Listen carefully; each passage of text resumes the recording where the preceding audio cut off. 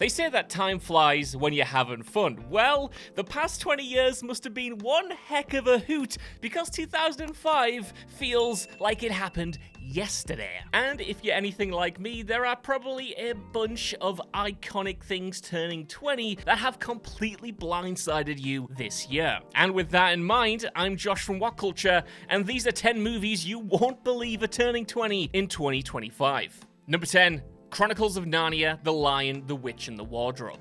Due a Netflix-backed reboot with director Greta Gerwig that's scheduled to arrive in 2026, The Chronicles of Narnia made its theatrical debut 20 years ago with The Lion, the Witch, and the Wardrobe. The family favorite was an astonishing success for its time. Like, seriously, I had no idea until right this second that this film brought in nearly $800 million at the box office, no doubt becoming a childhood favorite for plenty of aging millennials that might be watching this video. For many people across the globe, though, The Lion, the Witch, and the Wardrobe served as their introduction to James McAvoy. Nowadays, someone unfamiliar might return to this film and ask themselves, wait, is that James McAvoy? Is that weird half-human, half-horse thing? But for a few good years following the release of the first Narnia film, audiences were instead asking, wait, is that Mr. Tumnus? When they saw that McAvoy was branching out to become a star in a bevy of independent and Hollywood films, making a name for himself as one of the greatest actors of his generation. The Lion, the Witch, and the Wardrobe endures for more reasons than that, though, capturing the magic of the 1950s source material with the best special effects that 2005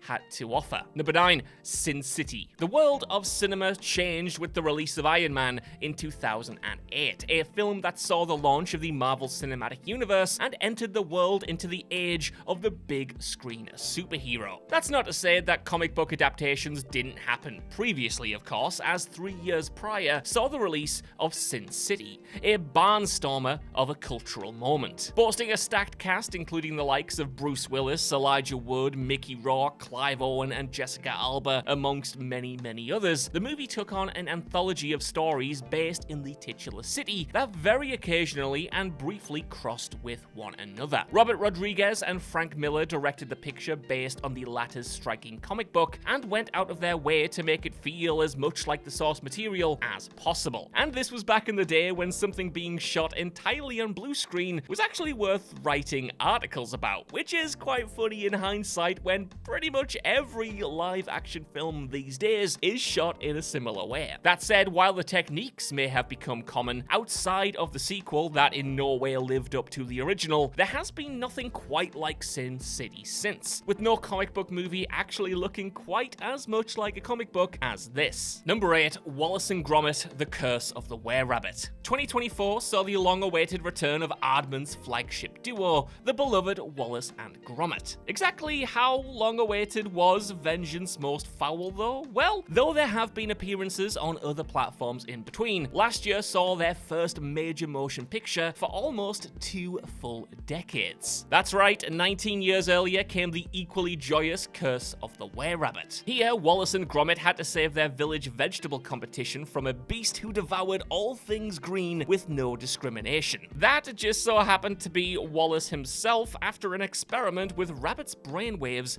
gone wrong. While Vengeance Most Foul boasted the return of Feathers McGraw, as well as a truly tear-jerking story and payoff between the two best pals, The Curse of the Were-Rabbit was no less delightful. The likes of Ray Fiennes and Helena Bonham Carter certainly helped, but honestly, it would be kind of impossible for Aardman to produce anything with Wallace and Gromit with anyone and not knock it out the park. Still, it's insane to think that there was less time between the pair's debut in A Grand Day Out in 1989 and The Curse of the Were-Rabbit, which is 16 years, than the 19 years between The Curse of the Were-Rabbit and Vengeance Most Foul. He is hoping there's not another 20 to wait for the next one. Number 7. Star Wars Episode 3, Revenge of the Sith. Though the Star Wars landscape is growing more and more saturated every year, with 11 movies already in the books, as well as multiple different ones on the horizon, and with more Disney Plus TV shows than you can shake a stick at, there was a time when there were just 3 Star Wars films. After Return of the Jedi in 1983, there was nothing for nearly 20 years, when the prequel trilogy came along. The third and best of the 3, Revenge of the Sith, will officially turn 20 years old in May 2025.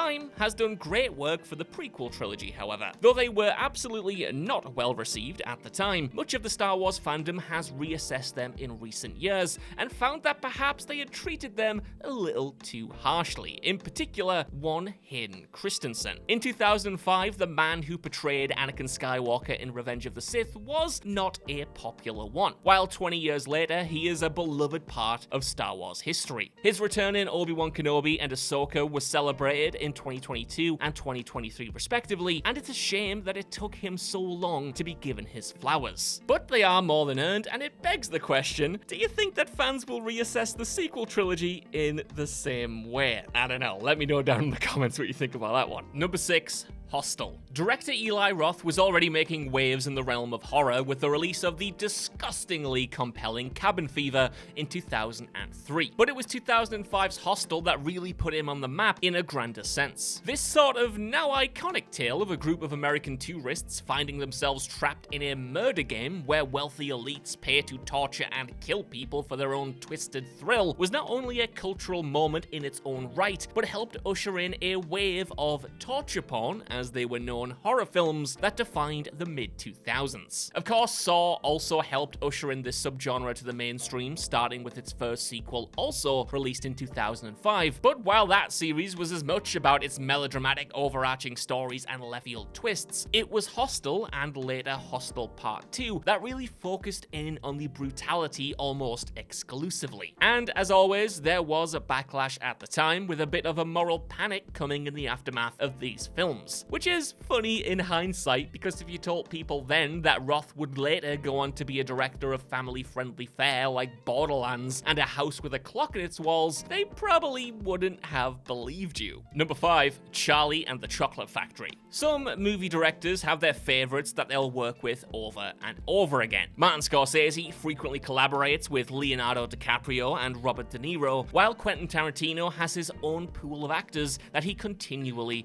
revisits. Then, of course, there is Tim Burton and Johnny Depp, who have worked together no fewer than 9 times over the years. 20 years ago, though, when there were just 3 collaborations between the two, those being Ed Wood, Edward Scissorhands, and Sleepy Hollow, Charlie and the Chocolate Factory released in all of its weird and wonderful glory. At that point, it had been 34 years since Gene Wilder's take on the infamous eccentric, and while Depp's version was very, very different, it was not without its merits. Particularly taken into account the mountain that remakes have to climb out of the gate anyway, this reboot was a huge success. And it was until only 2023 that this version of the story had been the most recent in mainstream memory, as Timothée Chalamet has now taken the Wonka reins after Depp held them for nearly 2 whole decades. Since its release, Depp and Burton have gone on to work together an astonishing 5 more times, including The Corpse Bride, which is another film that will turn 20 this year. Number 4. Fantastic Four. It can often be quite difficult to grasp just how long the MCU has been running, but then you consider that Fantastic Four was released just 3 years prior to Iron Man. Believe it or not, that is all there is separating Tim Cross's first take on Marvel's first family and Marvel Studios' juggernaut franchise that's still going today. And looking back, you might think that Fantastic Four should be well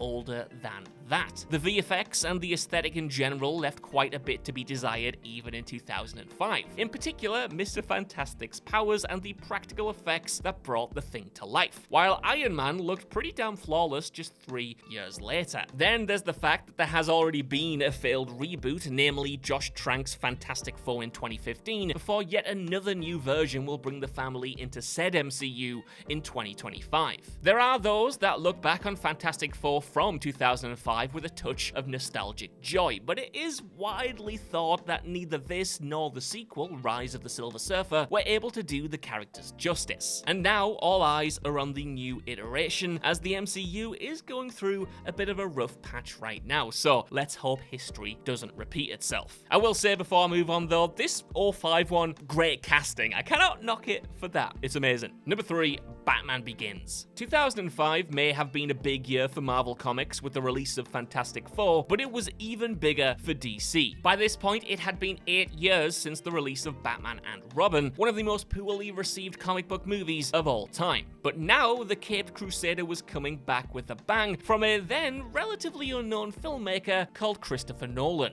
And what better way to put the stink of Batman and Robin to the back of audiences' minds than with the darkest and grittiest take on Batman yet. This was the ultimate game changer, not just for DC, but for superhero movies at large. Though Christopher Nolan was far from the household name that he is today, his vision of Gotham, paired with Christian Bale's masterful portrayal of both Batman and Bruce Wayne, and two genuinely discomforting villains in Ra's al Ghul and the Scarecrow, gave us one of the best comic book movies ever that has definitely stood the test of time. Even though this film was released 20 years ago and has seen 2 more live-action Bruce Waynes since, well, 4 if you count the returns of Michael Keaton and George Clooney in The Flash, with another on the horizon in Andy Muschietti's The Brave and the Bold, there is just something about Batman Begins and The Dark Knight that feels like it could have been made yesterday. I mean, compare it to something like Fantastic Four, and it's night and day. Number 2, Brokeback Mountain. The 70th Academy Awards were taken by storm by Brokeback Mountain, as the movie received no fewer than 8 nominations. Though Ang Lee took home Best Director, it was arguably more for the performances of Jake Gyllenhaal and Heath Ledger that the film is better remembered for today. The two played Jack Twist and Ennis Del Mar respectively, trapped in something of a forbidden love story that received a lot of attention at the time. This was both in a positive light, as it broke down certain barriers and opened doors for LGBTQ+ stories in Hollywood, while it also received a lot of backlash from close-minded corners that would have preferred those doors stay shut. Thankfully though, 2 decades later, the legacy of Brokeback Mountain is an overwhelmingly positive one, in spite of the adversity it faced at the time. It's widely believed that the film was robbed of Best Picture, and even Lee himself is of the opinion that this ultimately came down to homophobia. Now, it is kind of unfathomable to think that this was the attitude even 20 years ago, but the Oscar robbery aside, Brokeback Mountain smashed through its ceiling and helped pave the way for other stories to follow. Number 1,